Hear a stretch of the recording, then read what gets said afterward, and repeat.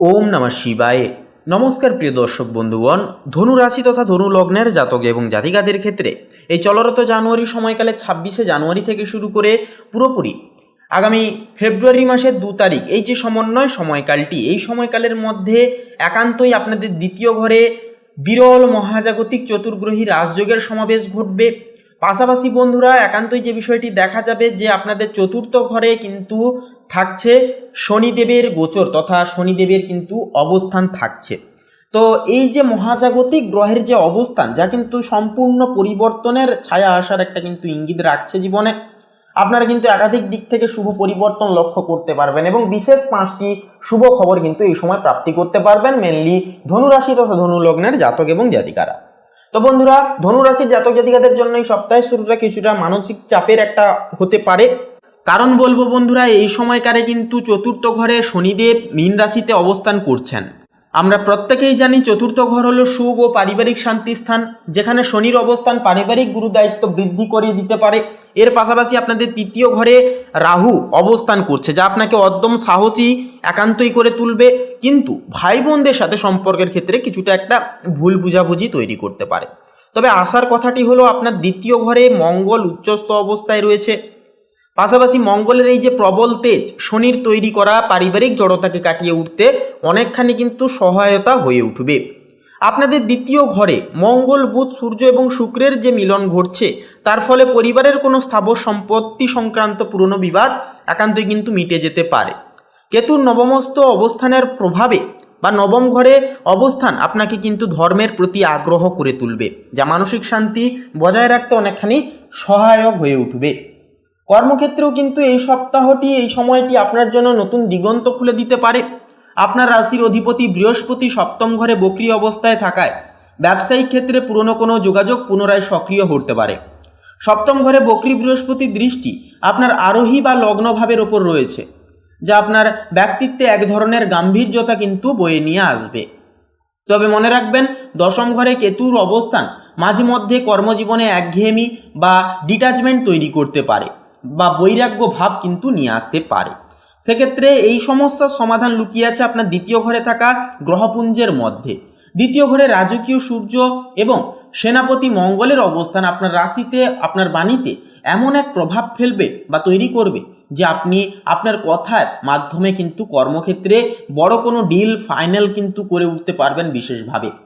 যারা বিশেষ করে ব্যাংক বা অর্থলগ্নিকারী প্রতিষ্ঠান বা শিক্ষকতার সাথে যুক্ত, আপনাদের জন্য এই সপ্তাহটি অত্যন্ত লাভদায়ক কিন্তু হয়ে উঠবে। আর্থিক দিক থেকেও কিন্তু বলা যেতে পারে এই যে সপ্তাহটি কিন্তু ধনু রাশির জন্য সবচাইতে কিন্তু শক্তিশালী পরিপূরক হবে। কারণ আপনার দ্বিতীয় ঘরে ধন সঞ্চয় স্থানে কিন্তু মঙ্গল উচ্চস্থ, সাথে বুধ, সূর্য এবং শুক্রের সহ অবস্থান থাকছে। জ্যোতিষশাস্ত্রের দ্বিতীয় ঘরে এক ধরনের যোগকে ধনলক্ষ্মী যোগ হিসেবেও কিন্তু ধরা হয় বা দেখা হয়। উচ্চস্থ মঙ্গল আপনাকে সঞ্চয়ের নতুন পথ দেখাবে এবং শুক্রের উপস্থিতিতে আপনার হাতে নগদ অর্থের প্রবাহ বৃদ্ধি পাবে।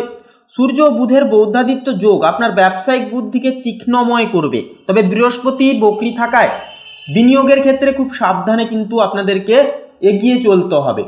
কোনো বড় বিনিয়োগ করবার আগে অভিজ্ঞ কারো পরামর্শ অবশ্যই নিন।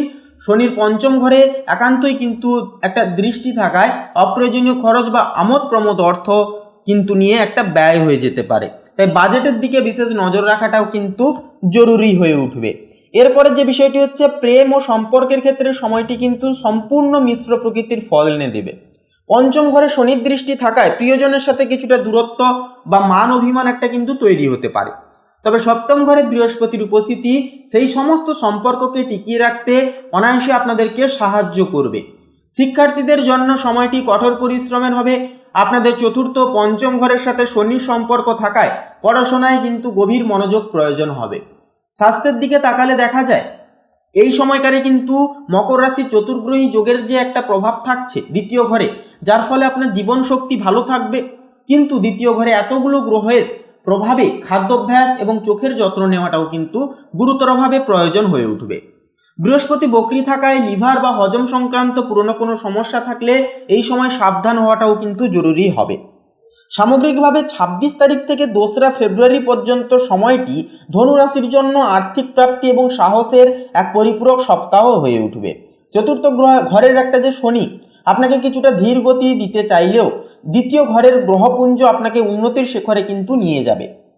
প্রতিকার হিসেবে বলবো, একান্তই বৃহস্পতির শুভ ফল পেতে বৃহস্পতিবার কোনো মন্দিরে ছোলা বা হলুদ মিষ্টি দান করুন।